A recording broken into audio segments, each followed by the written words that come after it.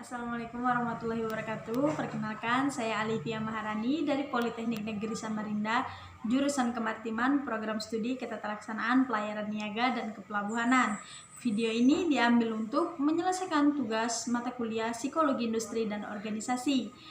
Saya Alivia Maharani dari kelompok 1 ingin menjelaskan sedikit tentang sejarah psikologi, industri, dan organisasi. Sebelum itu, saya akan memperkenalkan kelompok saya. Yang pertama ada Muhammad Aldi Ramadan, Joko Novianto, Toding Intan, Anissa, Patricia Tita Bagaswari, Jimilita Pakiding, Amelia Fedora Senakin, dan saya sendiri Alivia Maharani. Baiklah, selanjutnya saya akan menjelaskan tentang sejarah psikologi, industri, dan organisasi yang ada di Indonesia. Dan dunia kerja saat ini semakin banyak perusahaan yang menerapkan yang namanya kriteria. Nah, di sini kriteria itu mulai dari fisik, mental, pendidikan, dan lingkungan sosial. Dengan itu perusahaan melakukan berbagai tes agar bisa mendapatkan pekerja sesuai dengan kriteria mereka. Nah, tes itu biasanya dilakukan dengan wawancara, mengisi kuesioner, atau angket. Nah, biasanya 3 cara ini yang paling sering digunakan oleh perusahaan, dan ini biasa disebut dengan tes psikologi.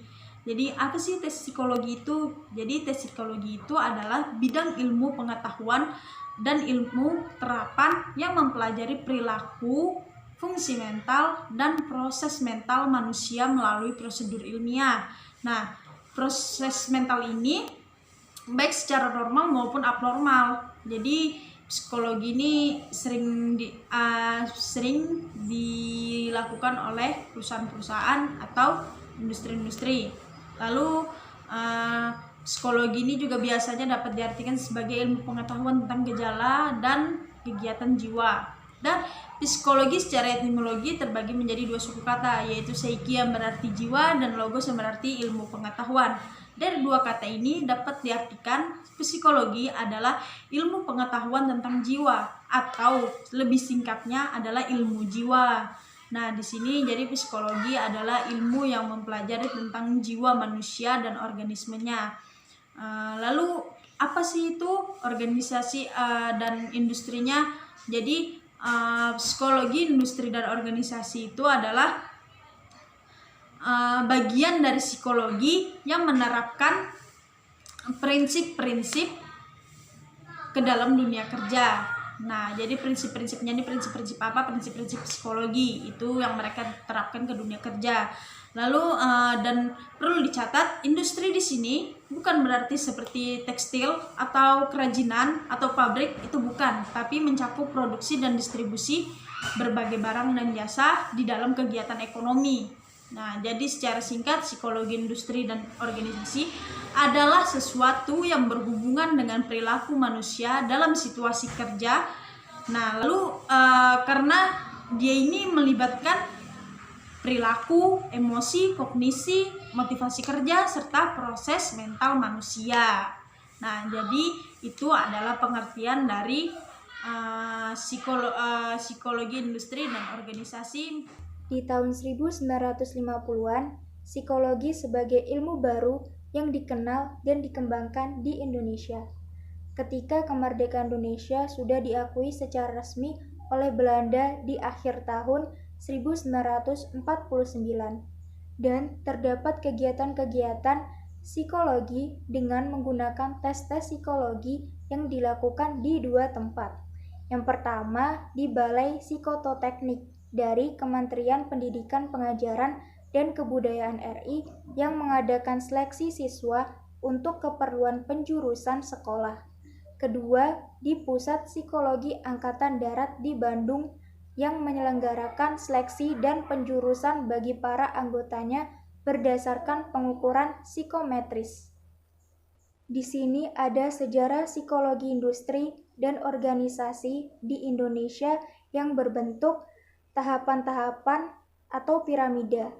Di bagian pertama, di tahun 1953, didirikan Lembaga Pendidikan Asistensi Psikologi pertama di Indonesia di bawah pimpinan Prof. Dr. Slamet Imam Santoso. Di bagian kedua, di tahun 1955, menjadi Lembaga Pendidikan Psikologi di bawah Fakultas Kedokteran Universitas Indonesia.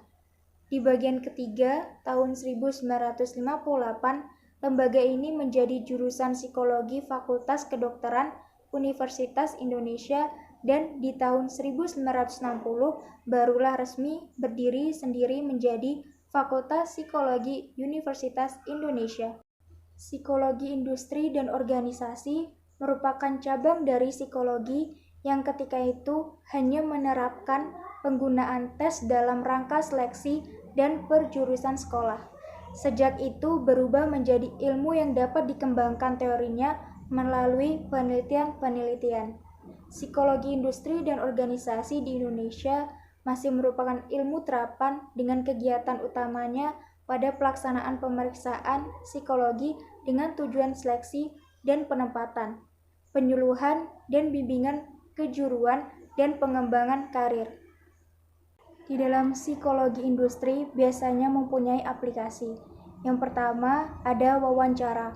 Wawancara merupakan proses penting dalam melakukan pengevaluasian dengan suatu tujuan yang penting bagi suatu perusahaan dalam perekrutan karyawan.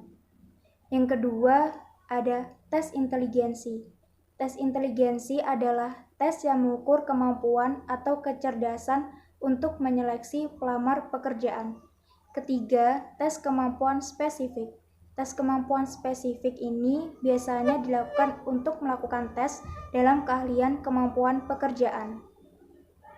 Yang keempat, tes prestasi. Tes prestasi untuk mengukur pengetahuan atau keterampilan seseorang karyawan pada suatu materi yang telah dipelajari atau diajarkan. Yang kelima, mengikuti penilaian prestasi kerja. Biasanya dilakukan untuk menilai suatu pekerjaan karyawan. Biasanya bagi karyawan yang rajin dan memiliki prestasi akan mendapatkan reward atau penghargaan. Yang keenam, ada pusat penelitian. Pusat penelitian biasanya dilakukan oleh bagian divisi yang berwenang dalam hal melakukan audit di perusahaan. Ketujuh, organisasi pekerjaan. Organisasi pekerjaan biasanya dibentuk untuk meningkatkan kesejahteraan karyawan di dalam perusahaan. Kedelapan, ada alokasi kerja. Hal ini penting dilakukan agar pekerjaan terstruktur dengan baik. Yang kesembilan, ada teamwork. Di dalam melakukan pekerjaan, perlu kerja sama tim di dalam sebuah organisasi pekerjaan. Yang ke-10, desentralisasi. Desentralisasi adalah pendelegasian wewenang, perencanaan, dan pengambilan keputusan kepada individu. Demikianlah materi kami mengenai sejarah psikologi industri dan organisasi. Kurang lebihnya kami mohon maaf. Semoga apa yang kami sampaikan barusan dapat bermanfaat bagi Anda yang telah menonton video ini. Akhir kata, wassalamualaikum warahmatullahi wabarakatuh.